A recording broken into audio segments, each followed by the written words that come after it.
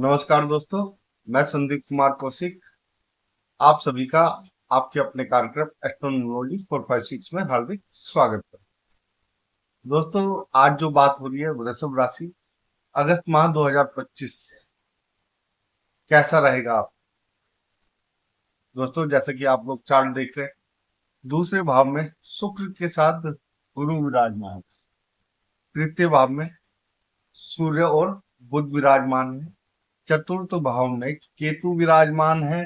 मंगल जो है पंचम में है। दसम भाव में राहु विराजमान है और 11वें भाव में जो है शनि विराज। अब आपके लिए दोस्तों जो सबसे अच्छी स्थिति है इस समय, जो शायद दूसरी राशियों के लिए ना हो, वो आपके लिए ये है कि दोस्तों माँ लक्ष्मी जी आप पे संपूर्ण रूप से मेहरबान। वो किस प्रकार से होंगे ये अभी हम विस्तार में बताएंगे सभी चीजें। लेकिन 17 अगस्त को सूर्य जो है सिंह राशि में पहुंच जाएंगे, फिर 21 को शुक्र जो है कर्क में पहुंच जाएंगे और 13 जुलाई से 27 नवंबर तक शनि जो है यहाँ पर वक्री रहेंगे।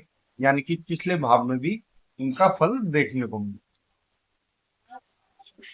दोस्तों, जैसा कि मैंने कहा, ये स्थिति आपके लिए काफी शुभ है धन के लिए अगर कहा जाए तो, क्योंकि 11वें भाव में और दूसरे भाव में आपके ग्रह विराजमान। सबसे अच्छी बात जो है, शुक्र जो है आपके राशि स्वामी, वो द्वितीय भाव में यानी कि धन को जमा करने के भाव में विराजमान। हालांकि शुक्र के साथ गुरु भी है, तो अच्छा ही फल देंगे गुरु भी दूसरे भाव में, क्योंकि धन के प्रति जो हमारा समर्पण है एक तरीके से उसे भी दर्शाता है। शनि जो है 11वें भाव में देखा जाए, वैसे तो जो राशि है, ठीक है, यह है मीन राशि, लेकिन यहाँ पे शनि विराजमान है अपने स्वयं के भाव में यानी कि 11। और गुरु ऐसे में अगर आप लोग देखें तो दूसरे भाव में विराजमान है। और ये स्थितियां आपके अनुकूल बनी हुई।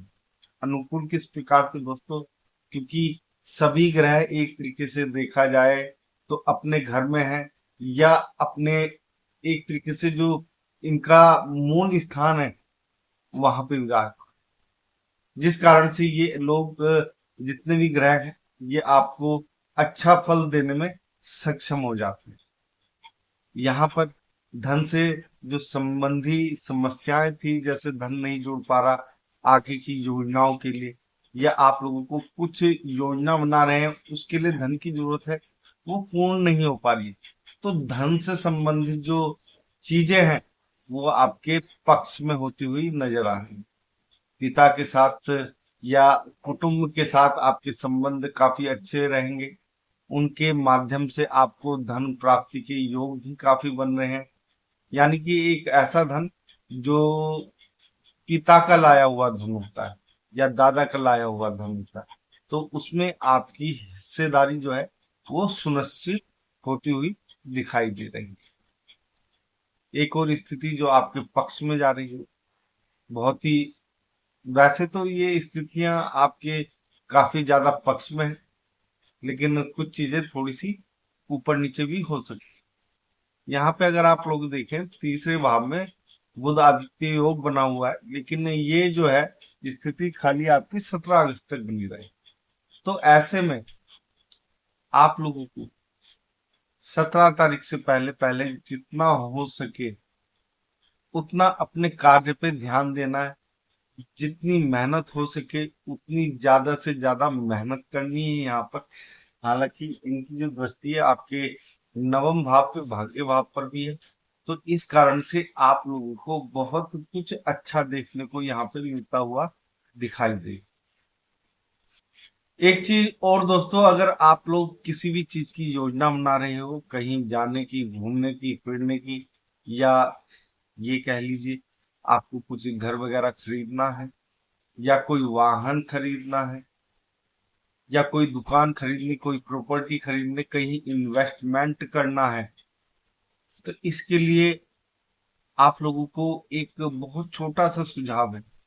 अगर यहाँ पे अब आप आगे बढ़ना चाहते हैं तो आप लोगों को जो आपकी योजनाएं हैं उन्हें किसी के सामने भी प्रदर्शित नहीं करना है, यानी कि किसी को भी नहीं बताना है, घर में भी नहीं, ना बाहर। चाहे घर में पत्नी ही क्यों ना हो, ठीक है, चाहे माँ ही क्यों ना हो, यहाँ पे अपनी योजनाओं को किसी के साथ भी शेयर ना करें, साझा ना करें। नहीं तो ये जो योजनाएं हैं आपकी, इन्हें अंत समय में बताइए जब कार्य पूरा हो चुका हो। क्योंकि अगर आप लोग अपनी योजनाएं दूसरों को बताएंगे यहाँ पर कि आप क्या करने वाले, क्या लेने वाले हैं, क्या आगे बढ़ने के लिए करने वाले हैं, तो ऐसे में आपकी योजनाएं जो है वो धरी की धरी रह जाएंगी, कुछ भी आपके पक्ष में नहीं होगा। इस बात का विशेष ध्यान रखना आप लोगों ने कि जो योजनाएं बनाई हैं उनके बारे में भूल कर भी किसी से वार्तालाप नहीं करनी। यहाँ पे दोस्तों ये अच्छी स्थिति है, हालांकि देखा जाए तो पिता के साथ संबंध अच्छे रहेंगे, लेकिन थोड़ा सा दिमागी तौर पे या ये कह लीजिए वैचारिक तौर पे थोड़े मतभेद हो सकते हैं। लेकिन ऐसा नहीं है कि ऐसा बहुत ज्यादा चलेगा या आप लोगों को इन चीजों में ज्यादा इन्वॉल्व होना पड़ेगा। आप काम से काम रखते हुए दिखाई देंगे, यानी कि जिसका भी जितना ख्याल रख रहा है बस उतना ही, उससे ज्यादा नहीं करेंगे आप। और वो भी अगर आपकी मजबूरी है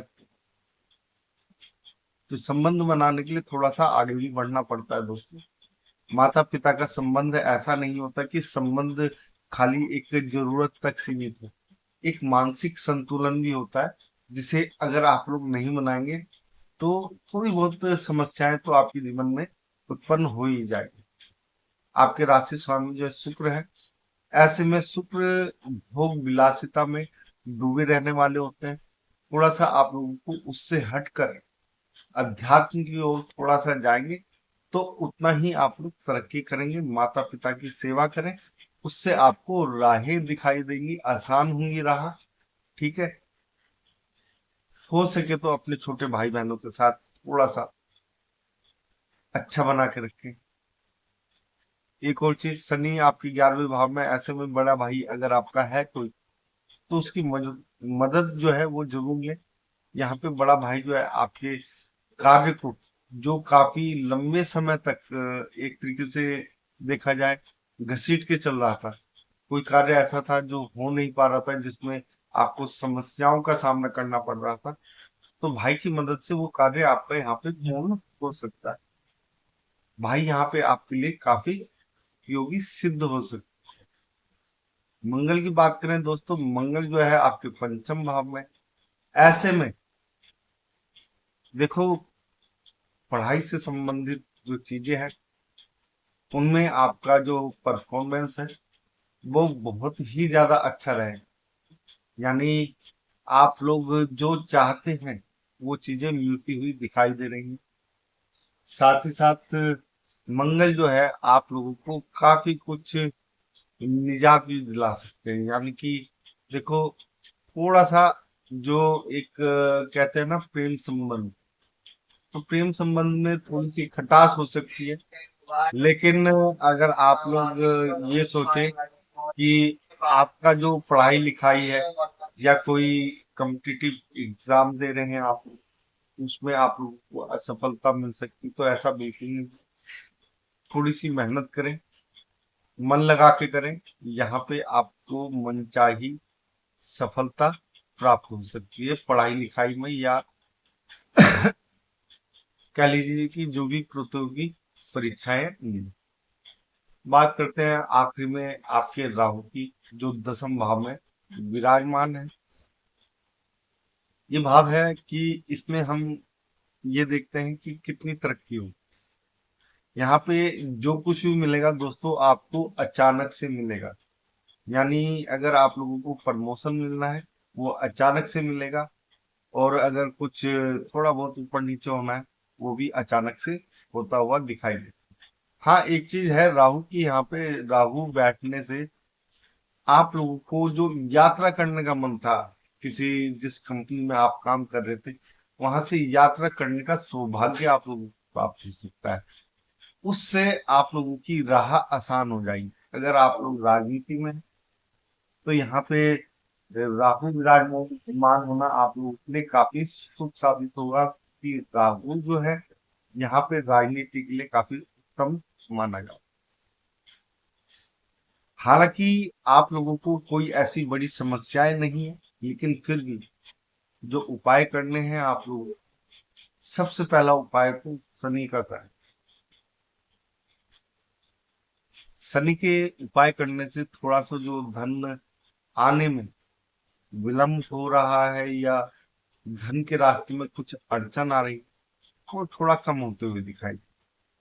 शनि का जो उपाय है दोस्तों, वो शनिवार के दिन आप लोगों को पीपल के वृक्ष पर जल अर्पित करने का है। हो सके तो उसमें गंगा जल अवश्य डालें आप। इसके साथ जो दूसरा उपाय है वो है पशुओं की सेवा, खास तौर से गाय की सेवा अगर आप लोग करते हैं तो आप लोगों के लिए जो केतु है अच्छे प्रभाव छोड़ सकता है। गाय की जितनी सेवा करेंगे, जितना हरा चारा खिलाएंगे, उतना आप लोगों के लिए अच्छा है। यहाँ पे केतु जो है बहुत कुछ दे सकता है। सफेद रंग के कपड़े पहनेंगे अगर किसी अच्छे काम के लिए जा रहे हैं, तो वो आपके लिए अच्छा रहेगा और आगे बढ़ने में आपको मददगार साबित होगा।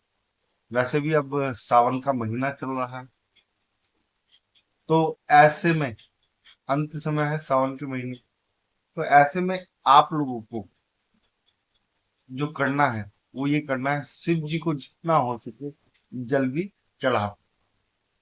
इससे एक तरीके से देखा जाए तो चारों तरफ से आप लोग अपने आप को सिक्योर कर लेंगे, यानी कि अपनी सुरक्षा कवच जो होती है वो लगा लें।